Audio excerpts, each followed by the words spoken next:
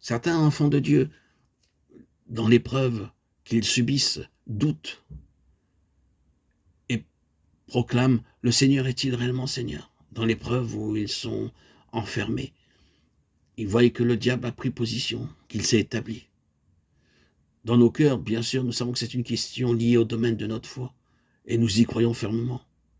Et nous nous accrochons de toute notre force, de tous nos moyens à cela.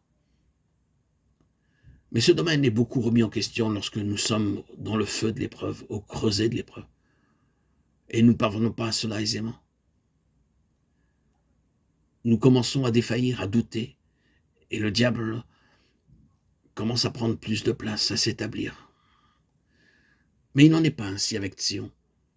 La seigneurie de Christ est seulement établie à grand prix. C'est seulement par le moyen de terribles conflits et d'épreuves que nous parviendrons à établir qu'il est réellement Seigneur dans notre propre cœur. Il faut passer par cela pour être ancré, ferme, avec une pleine assurance, et pas simplement verbalement ou de façade, proclamer que le Seigneur, Jésus est le roi des rois. Et quand nous traversons toutes ces épreuves, tous ces feux, quelque chose alors d'immense arrive. Nous sommes dans une position où nous connaissons le Seigneur d'une manière peu ordinaire et inhabituelle. Vous avez un témoignage pour les personnes qui doivent passer par un processus similaire et vous pouvez les aider parce que vous avez lutté dans de terribles conflits de la foi concernant la Seigneurie de Christ. Est-ce que cela ne peut pas s'expliquer et expliquer pourquoi certains parmi vous ont des expériences aussi extraordinaires? Si vous regardez certains chrétiens, vous les voyez passer par des épreuves comparativement faciles. Ils obtiennent ce qu'ils veulent ou ce qu'ils pensent qu'ils devraient avoir. Mais avec vous, tout est une affaire de conflit et rien ne s'acquiert aisément. Eh bien, sachez-le, cette expérience peut être expliquée par le fait que le Seigneur a mis sa main sur vous, avec pour but de mettre dans votre vie quelque chose de sa seigneurie, pour vous introduire dans ce domaine de manière à faire de vous un serviteur et un vase particulier, utile pour lui.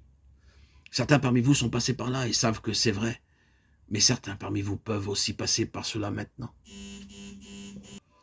Ésaïe, le grand prophète de la restauration, le grand prophète de Sion, comme étant l'ultime finalité, est passé par de terribles épreuves.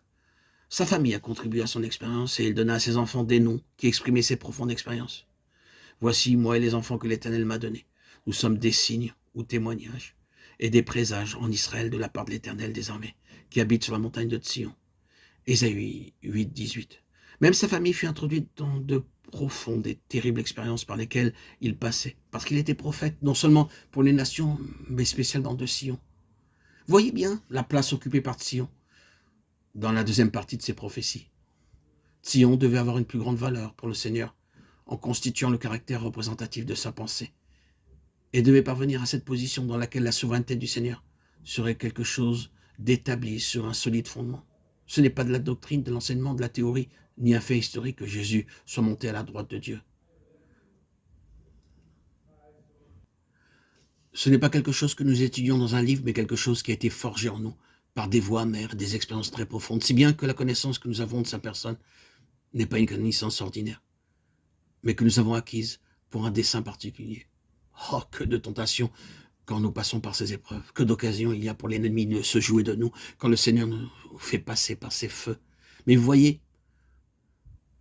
Sion est quelque chose qui se forge dans le feu. Sion, c'est le témoignage pour Israël de l'absolue souveraineté du Seigneur Jésus. Permettez-moi maintenant de conclure cela, pour l'instant en disant encore une fois qu'il y a un très grand besoin aujourd'hui pour l'Église de restaurer la position de l'absolue Seigneurie de Christ. Son impact sur ce monde a très largement été perdu et la raison en est que le Seigneur Jésus n'a pas sa place comme souverain absolu.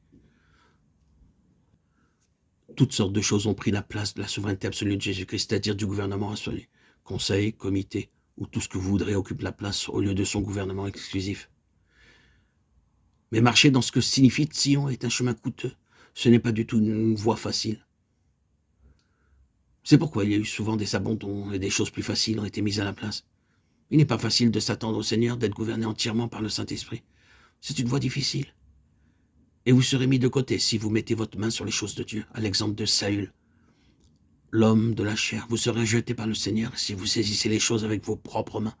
C'est de cette manière et en ces termes que la question se pose, est-il Seigneur?